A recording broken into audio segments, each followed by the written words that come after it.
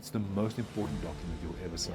Have that conversation. Things that could have so easily have been avoided. Dr. Johan Beukes, a leader, psychologist and strategist who has worked with some of South Africa's wealthiest families and most influential organizations. And then I asked one question, tell me, was your father also concerned?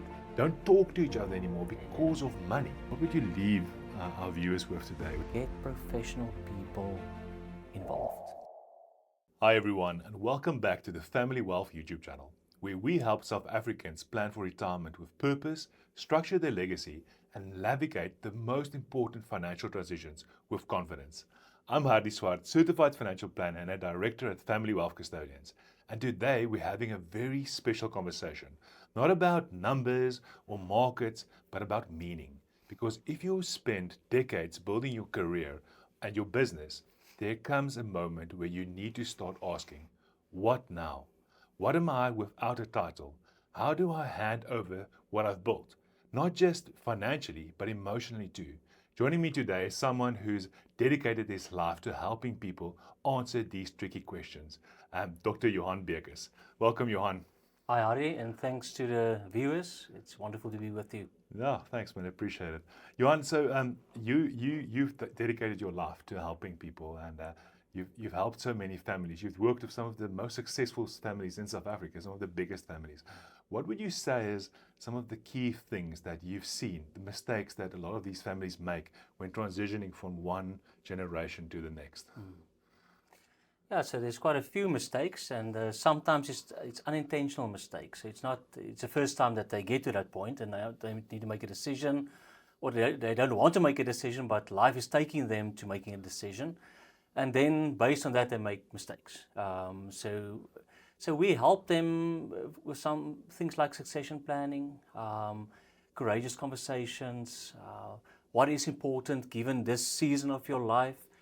And sometimes you don't ask those questions, then it can be a very difficult experience to retire or to let go or to just hand over your wealth. Yeah, but before we go further, just tell us a bit more about yourself. I mean, you've got a fascinating journey. Just how did you get to where you are today, and what prompted you to become so passionate about helping people transition to the next generation? What do you think is the key factors? So I grew up in a small town in the Free State, and it was full of family farmers and family businesses.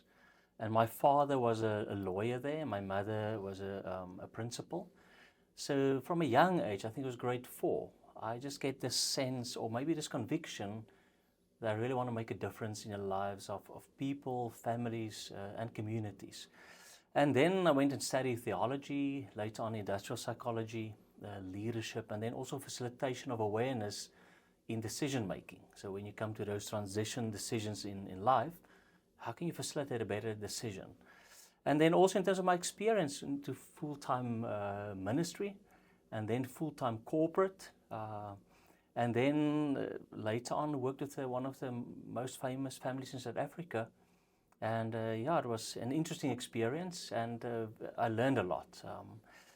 So for me, it's sacred when people invite you into those spaces of vulnerability, hesitance, uncertainty, and sometimes even excitement for the next chapter. But for me, it's sacred. And so if I need to tell people how do I end up doing what I'm doing, I think my niche lies in where business, spirituality, leadership, family, in between those environments is where I feel most comfortable. And then my father was, like I said, was a lawyer, and he never talked about his clients, but more than once told me the story about how he saw families actually imploding, and 10 minutes reading the testament or the letter of wishes.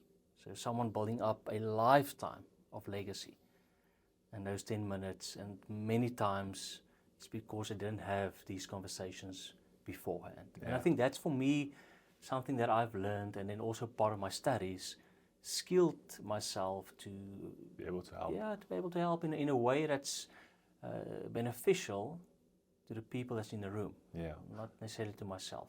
Because it's fascinating. When I had the privilege in sitting in such a meeting with you quite a while back, where we sat with a very, very wealthy family. I'm talking about a couple of 100 million rands family. And you're talking about finances, and you're talking about transitioning from a father, founder, to the next generation. But what was so special is I remember we sat in that meeting and the emotions that come through, the vulnerability. But it's not about money. It's about a father wanting to pass his legacy, a father not wanting to see his two sons or three sons and a daughter literally want to beat each other up, but to keep that relationship. Because that's, from a father's point of view or from a mother's point of view, that's the core thing, is to ensure that when you're not around, that the finances you leave behind doesn't cause a breakup in the family or causes brothers not to talk anymore. Because I've seen it, and you've seen it. I've seen it where, like, brothers and siblings don't talk to each other anymore because of money. Yeah, and I think that's a typical experience that we have when we move into these environments. I remember the one family where the mother was a catalyst. So she called us and said, listen, come and we struggle. Came there, and then two brothers, the father, he started handing over, and he wanted to do a good thing by handing it over 5 years prior to his retirement. And then something happened there, and the one brother just isolated himself, and the way he handled his mother was just like insane. If you look back, but then facilitating the conversation, the reason why he stopped talking to them, actually manipulating them, was at a stage in the conversation he just stood up and started shouting. It's because you don't listen to me. And then, but it was hectic. I thought he was going to do something to his mother, and his brother also stood up, so maybe just at the right time. So he sat back and he just started crying. And the thing was that his father's wish was for him to take over part of the farm. In his mind, his desire was to give his children the same life that he had when he grew up, but he was not a farmer. He was not a businessman. He wanted to work for a salary, but want that benefit of farm life. And we helped him to build something that for them makes sense, a new picture of what the new chapter in the family, in the business, and for them as individuals could mean. And it was a conversation with emotion, but sometimes there's no emotion. So I rather work with the emotion, because then you can do something with it. When I get concerned is when someone don't want to talk anymore. Then many times it's too far down the road. But it's what we've also discussed is how crucially important it is to have these conversations before the reading of the will, before it's too late, before the person has passed away. And what I've seen so many times is these families where they avoid difficult conversations before death, thinking that, oh no, but listen, when I'm gone, they'll sort it out. But they don't sort it out, because father or mother is not there to tell them, what is my wishes? How do I view this? So what would you say? How important is it to have these crucial conversations before it's too late? So sometimes I talk about courageous or crucial conversations. Other times it is transitional conversations. So many times it's based on the seasons of life. So the brother is on the farm, now suddenly get married, and now, okay, will they stay on the farm? Will they move on? Maybe his spouse don't like it to be on the farm. So there's a transition. And so many times it's something happen in business, and now we need to make a decision. Sometimes it's out of the blue, but it's when there's a transition, when somebody wants to retire, it's transition. And for me, the change happens from the outside, but the transition happens on the inside. And that's many times where people struggle. And that's why, even though many times on farms, the environment will change, but farmers or businessmen struggle to make a transition inside it. Maybe this is now the end of this way of doing business or life, or family business for that matter. So when we enter the conversation, many times people are already in the liminal space. And liminal space just means that you have a comfort zone. This is how we operate, and we feel comfortable here, and we know how things are. But then there's a change, and then it moves you into, you're not in a new way of doing things, but you're in that in-between space.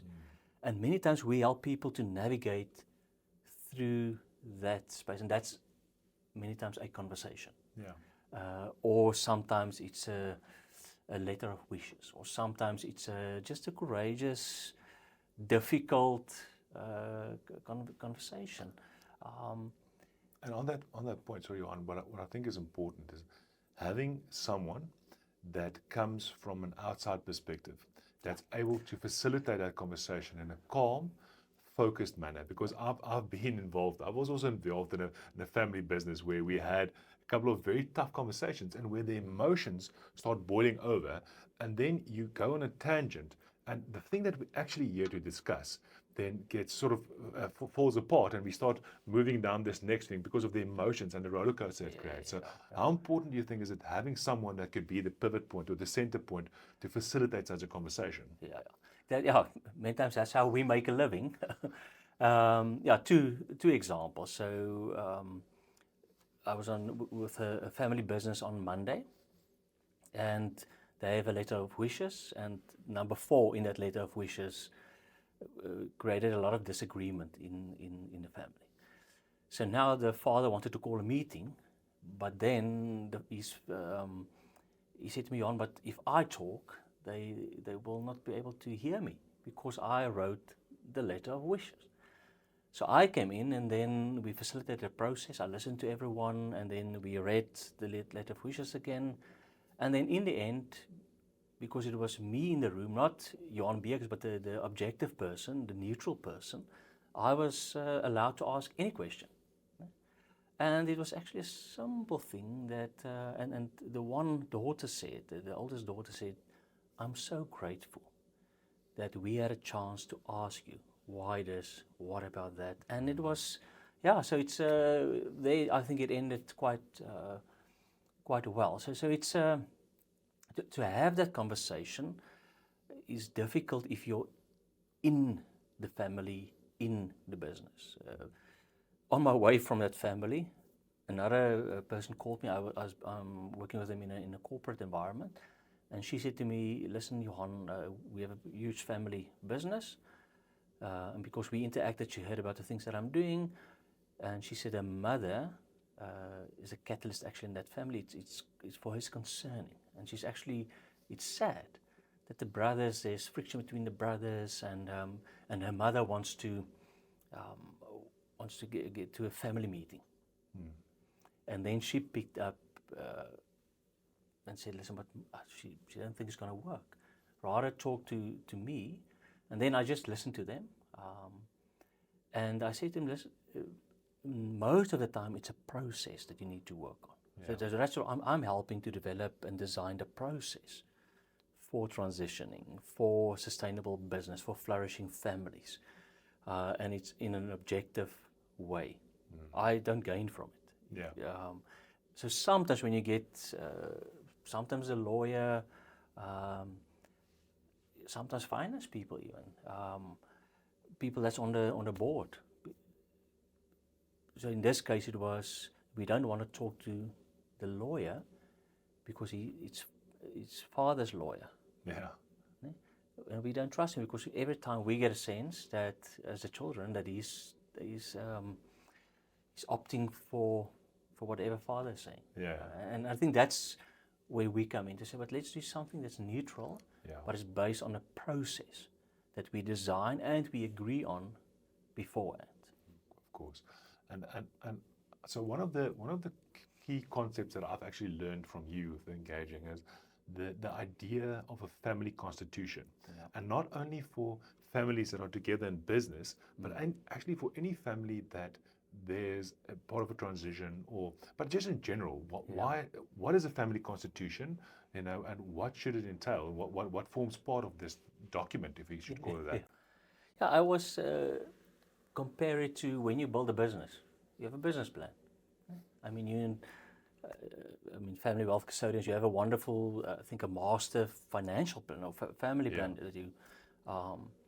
So you do that with all the important things in your life, but then you come to family and you just hope for the best. Yeah. So in a family constitution, you bring the three circles. You actually combine it where you have the owner, the business, and the family. And how do the three circles? What's the interplay between them? So if I'm part of the family, and I want to become part of the business, can I just say, listen, I'm the oldest son, give me the CEO role? Or is it, no. Yes, you can be part of the family. You can get maybe some of the money from the business that can help you to get a degree, but if you want to come and work with the family, you need to go through a typical HR process, or not. So and if you get children in the family, what will happen to them? Can they just walk? Do they just have a job, or what's the process there? Or if you're part of the business, but you're also part of the family, and you're an owner, how does that work? Do you just? And I think the last family that I was part of, so the son inherited the farm, and the father wanted to give the two daughters also something. But what will happen, and that's an ownership question, what will happen if the son's child don't want to farm anymore? Will they just sell the farm? That's an ownership question. And then divide it between the three family members? Or will they, you understand? Right? So it's in Afrikaans we say it's a kleinjakkelsies. Yes. It's a small things. That's great, yeah. Yeah, sometimes in there we help families to, the most recent families, listen, all right, but at what time will we retire? Because what you get is especially with older people, they still have a lot of energy, and so they can go until 90, but then there's no chance for the younger generation to start developing. And that's the problem. What I've seen in so many family businesses where the original founder, the father or the mother, they physically can't let go because of the perception they have that, this is who I am. This is almost like my baby, this business I've created. Now I've got to hand it over. But the problem if they don't hand it over, because yes, the son or the daughter that takes over the business, they're going to make mistakes. But rather make mistakes while you're still around to help them, rather than when you're not around anymore and now they're making those mistakes. But being able to that transition planning is so important, and it's so difficult because you've got this. It's almost like you're handing your baby to your son or your daughter. Now you've got to take care of this. And more than once, Hardi, is that when you go into that conversation, the father, for instance, would say, listen, I don't want to hand over because my son is like this, and I'm concerned. And then I asked one question, tell me, was your father also concerned? And then they started laughing about exactly the same thing. So it worked out. So it's, so in the family constitution, you actually, you're not work on it because you don't trust the people. It's because you trust the people, you value the relationship, that you want to put it out there and say, listen, this is a foundation for our family/family business. And let's talk about how will things work in terms of different scenarios. Retirement, if somebody marry into the family, if there's a grandchild, how will it work? And let's have that conversation. And many times when these big family businesses, most of the time the founder was an entrepreneur. He fell into this business, and now it's beyond his or her skill set. Because they just think, listen, the relationships and everybody's loyal. Whereas now, sometimes it's corporate. Now we need to have a different conversation. Or it grew into a corporate type of environment. But just on that point, where I think a lot of times, if you look at family business in the world, some of the most successful businesses in the world are family businesses. Nike on a global level. In South Africa, you've got companies like Alan Gray and a couple of other businesses, hyper successful businesses. But the thing about what a family constitution also does, if there's a set of rules and the next generation understands that I have to have certain qualifications, certain experience before I can come into the family business, it also takes away a lot of the fear of nepotism of the other external parties that may be involved in business. Because they know if Klein Yanni comes into the business, Yeah. he has a honors degree. He has 5 years experience. Yeah. He's not coming straight out of matric and now he's running this multi-million rand company. You know? So there's a lot of purpose in that as well to create for the other external parties to create a sense of stability in that. So I think it's super important, not just for the family, but for the other parties that are involved in this process. And especially in family businesses, the non-family members become like family. Yeah. So for them, it's, listen, I've been here for 20 years now. Now this guy's coming here from the side and he's going to take my job, or what's going to happen here. Or it's old and new generation. So yeah, my father actually appointed Hardi to work with him, but me and Hardi don't get, we not get along. So actually I want someone else to do my, to be a lawyer in our business or be the CEO. So it also bring into those type of conversations so that in the end, you have a successful, sustainable business, a flourishing family, and then a wealthy owner or shareholder. And I think on that point, what is super important for a lot of these family businesses to be able to draw a clear line and distinguish between family and business, even though it's blurred, but having the freedom to, when we talk about family issues, that we all have the freedom to talk about that. And when we talk about business, we have a business meeting, we talk about business. Because I think where, and what I've seen and through experience as well, is where those lines become too blurry. You know, you're angry at each other because there was a disagreement in the office or at the business. And now that flows over into your personal relationship. And now the kids can't go say hello to Opa because, you know, I'm angry at Opa because we had a disagreement at the office, you know. So to be able to draw a clear distinction between those two. Yeah, and one way we address it, so you can put it in a constitution. But the other thing that we're doing in business is to say, but maybe some of the family members need, call it personal leadership development, to say, listen, what does EQ look like? When I sit in a meeting and the CEO, that's maybe a non-family member, says something that I disagree with as a family member, because I know what is the sentiment in a family, but from a business point of view, it's actually sound advice, wise and sound advice. Yeah. So how do I switch hats? And that's part of EQ or even social intelligence. So we also help them develop that part, and many times to find their own voices. So sometimes I'm different than my father or my mother. That's maybe the business owner or the founder. But what does Johan sound like? Yeah. Having your own voice. And even maybe sometimes disagree with family, because if you look at healthy family growth, at a stage you need to differentiate.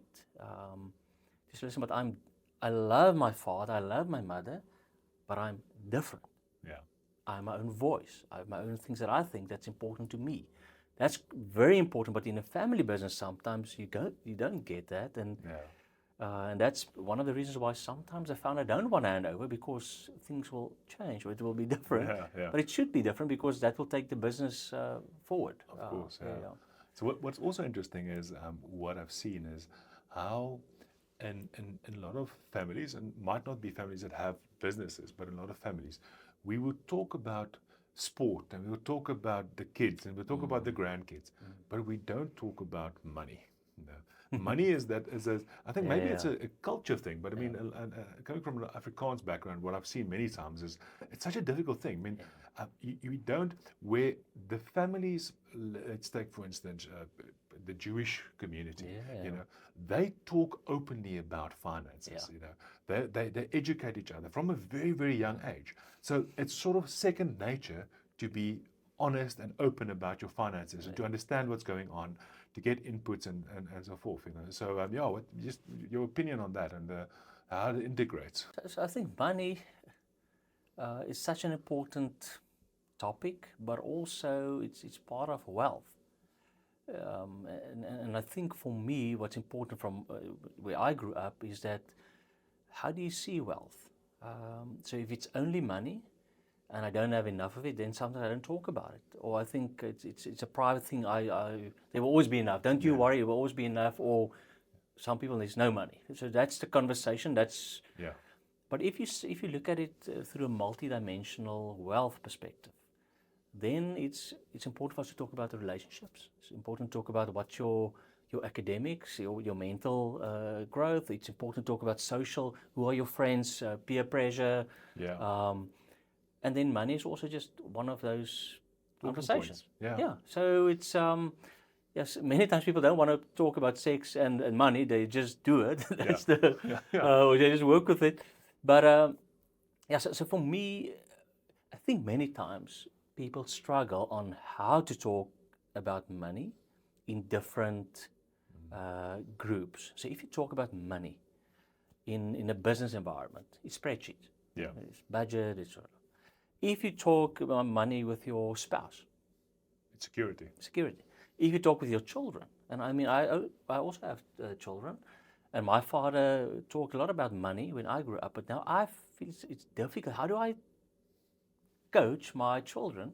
So what I've done is I have one or two friends that say, listen, I can talk on that level, and I ask them to help just to have a money conversation. Yeah.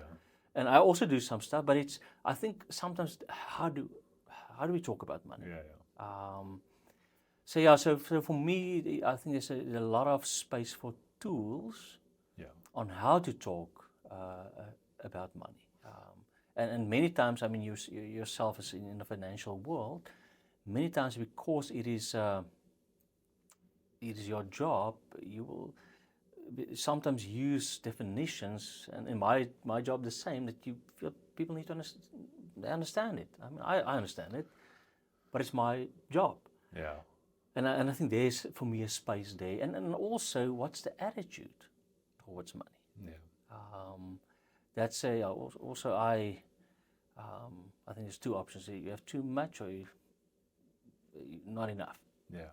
But what's your attitude? Well, what's the role of money in your life is also that's even more important conversation for me. That's fascinating because I think there was a study, I can't remember exactly what it was, but they took the lotto winners in the UK for X amount of years, and how many of them actually had their winnings some of the winnings left are there. Because what happens is people that never was used to managing money now suddenly sit with these funds, and they still have the, for lack of better words, the poverty mindset, you know, and then they don't know how to manage it, and they literally revert back to zero because that's what they know. That's a habit. You know, so that's why these conversations about money, teaching your children, teaching your grandchildren, is so important. And what is money doing to you? Yeah. Because I also see in family businesses that you have a wonderful child, but as soon as money gets into the conversation, that person changes. Yeah. So that's, for me, is a vital, to the better or to the worse. But I think that's important. No, agreed. Okay, Johan, so now we've addressed a couple of issues. Then we've talked about the idea of a family constitution and how important that is, and that's a document that you often help families to draft and to put in place. I think a next document that is super important is the idea of the will. Now, your will and your final testament, and how important is it to get this will drafted in a professional manner, but then also to not leave the communication of your wishes until your death, and to try to communicate maybe not all the finer details, but a broad sort of guideline to your children, so that they don't get unexpected things the day that the will is read. You know, so how important do you think is that, and the drafting of that? And no, so I think it's vital, and that's a way of respecting the people around you, and I think that's one of the ways to leave a legacy. So if you can get that right, then what you leave them is almost less important. Yeah. So my own father, one or two examples. My own father, like I said, he was a lawyer, and he did a lot of testaments, and so he was quite an expert in it. And he sat with us 3 times before his death to talk us through what he has in mind. And for him it was important to say, Johan, I know maybe you're more into property and shares. My sister's more into the farming side. My brother's something different. So he took into account who we were as children, personality-wise, and so that's one way. And for us now, afterwards, it's easier because we know it doesn't matter what is in there. it will be, we feel comfortable because he spoke to us. Yeah. We don't have a right, or we don't. Yeah, of course. But for us, that was quite, and it also feels good Yeah. that they respected us enough. Because what happened now in the meantime, shares went up, some prices went down, property. So it's a different, if you look at the number, it's a different number, but because we understand the reasoning, there's peace and we feel comfortable. Of course, yeah. Then a second example is the letter of wishes that I mentioned earlier, where the children said, listen, we didn't expect anything. We're so grateful that we had this conversation, because actually now we made a better plan in terms of how to address our father's intent of, listen, I want all of you to feel that you're valuable. But now it opened the conversation to the will. And then they asked, but what is in the will? What is it, what's different between the letter of wishes and the will? And many times people don't know. And then he said, listen, here's my will. He took it out and said, listen, and I said to him, listen, you don't have to share it. Don't be in the moment. And they said, no, you want to. There's nothing in there he wants to hide. And then I said, maybe sleep over it and then have a conversation. So that will be part of their next step, to have that conversation. And maybe the last example of quite a well-known farmer in South Africa that I think he rewrites his will every second year, and then he emails it to his family members and tell them, listen, you have two weeks to comment. If you don't comment, that's the will for the next year or two. That's interesting. And I think that's also, so there's also not only one way, but I think there are different ways. The important thing is, and for me the most beautiful thing of a will and having something to leave behind, is that moment of, I want to give something to you. This is what I think of. Let's have a conversation around it. And I asked my father passed on, was it 3 years ago? And I asked my mother, but how do we say thank you? And she said to me, go and do the same for your children. That's special. And I mean, that's for me. So how do you say thanks for something that you didn't expect? You didn't deserve. You didn't even deserve. Go and do the same for. And I think that's, so for me now is important, my will, my letter of wishes. But on that point, what I think is crucially important as well is having it updated and not outdated. That's vital. I mean, my father, he drafted his will in 1987, when I was born. And for some reason, he just never got to update the will again. You know, it just, life happens, you know, and it's something we keep on, you know, whoever thinks you're going to die, you know, and he passed away at the age of 45, you know, I was 16 years old, and his will was outdated. I mean, some of the farms we didn't own anymore. My mom had use of a property we long sold by that time, you know, so many things that, and it caused not only financial difficulty, it also caused a lot of emotional stress, because family members that weren't included and things that could have so easily have been avoided. You know? So often people ask me, there's a reason why they say it's the most important document you'll ever sign, because of the turmoil it can cause if it's not up to date and it doesn't portray your wishes effectively. So I think that's super important. Sometimes it's, I think that it's better if it's in this, people experience it this way, it's better to have nothing. Rather say, listen, there's no will, and let's... rather than having an outdated one. Outdated one, and like you said, with the turmoil it can create. I think the important thing is still, and that's the thing that I always check in family systems, is that if there's entitlement to a will, it's a different conversation than it's a privilege. I'm not entitled to anything, and that's part of my attitude, that's part of my approach entering these conversations. If you enter, I need something. Sometimes you may have that approach or attitude because around the braaivleisfees, your father said something or your mother said something. Now the expectation is there. But if you have conversations beforehand, you can also clear those expectations. Of course. And I think it ties in so nice with estate planning, because oftentimes in the financial services industry and we talk about estate planning, we only think about the finances. Yeah. We think about how can we reduce estate taxes, how can we create liquidity in this structure, how can we ensure that the trust and the trustees are doing their job and they're managing the trust on behalf of the family. But we forget about the emotional side of it. We forget about the fact that it's humans, it's people with emotions, unique set of experiences sitting opposite us. And I think that's so important. That's what's so nice, having you involved in many of these conversations with these families, where we can say, listen, yes, we're talking about finances, but why are we talking about finances? Because we want to preserve the relationships, we want to preserve the emotions, and that's so important.